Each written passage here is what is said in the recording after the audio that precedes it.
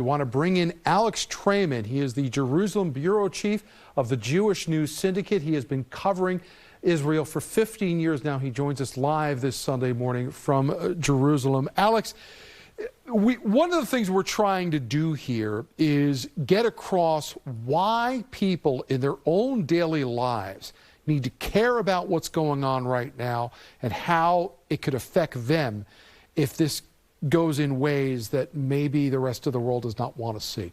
Why should people pay attention to this right now? Well, I think that what people are seeing with all of the protests around the world is that this is not a jihad that is located just to the south of Israel in the Gaza Strip.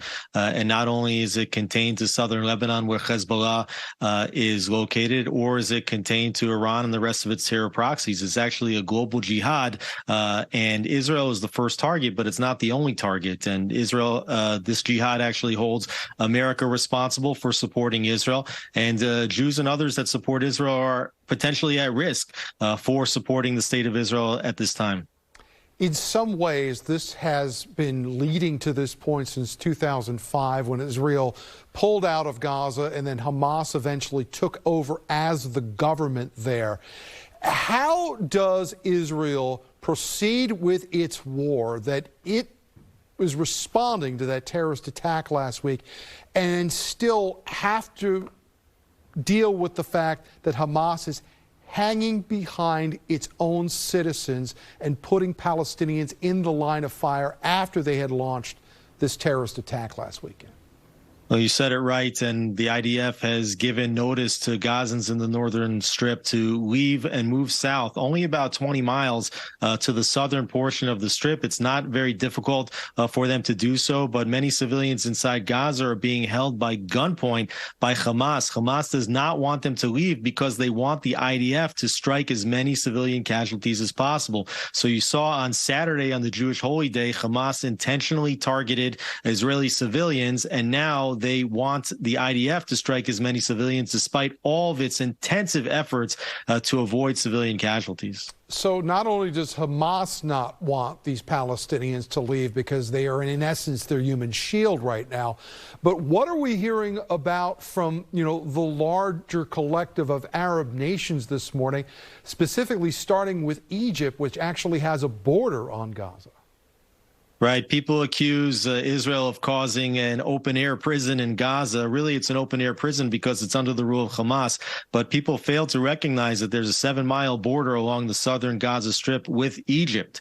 Now, Egypt definitely does not want to absorb the 2 million Gazans that live in the Strip, but there are intensive efforts now being led by the United States and Secretary of State Antony Blinken to work with neighboring countries in the region, hopefully to open up a humanitarian corridor to allow Gazans to flee first into Egypt and then potentially to be resettled elsewhere. And quite frankly, I'm sure that many Gazans would like to be resettled elsewhere because of the immense damage that the IDF is now perpetrating inside of Gaza. Alex, as we talk this Sunday morning, there are widespread reports that Israeli defense forces are massed on the border, ready to start on a ground invasion. Where you are right now, though, is literally facing the West Bank.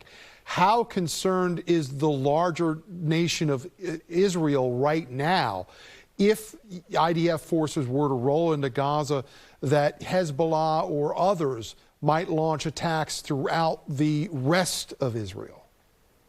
Well, Hezbollah is to Israel's north in southern Lebanon. They have 150,000 rockets pointed at Israel, and these are not the Qassam rockets that Hamas has. Many of them are long-range, precision-guided, can deliver much heavier payloads than the Qassam rockets that they have in Gaza. There's already been mortar fire and anti-tank fire across the border. An Israeli was killed this morning from an anti-tank fire from southern Lebanon. But as you mentioned, there are several different fronts, including in Judea and Samaria, which is commonly known as the West Bank. The IDF arrested over 330 Palestinians living in Judea and Samaria in the West Bank since this operation has started. I personally live on the seam line in Jerusalem between Jewish communities and Arab communities in the eastern section of the city. There was machine gun fire at several occasions, and police are very, very nervous that the 250,000 residents living in the eastern sections of Jerusalem could also be agitated to take up arms and to see the start of an intifada inside of Israeli cities. It's a powder keg right now, and we are all around the world just waiting to see what happens next. Alex Traiman, Jerusalem Bureau Chief for the Jewish News Syndicate, we thank you so much for joining us live this Sunday morning. We hope to talk to you again real soon. Be safe. Thank you so much.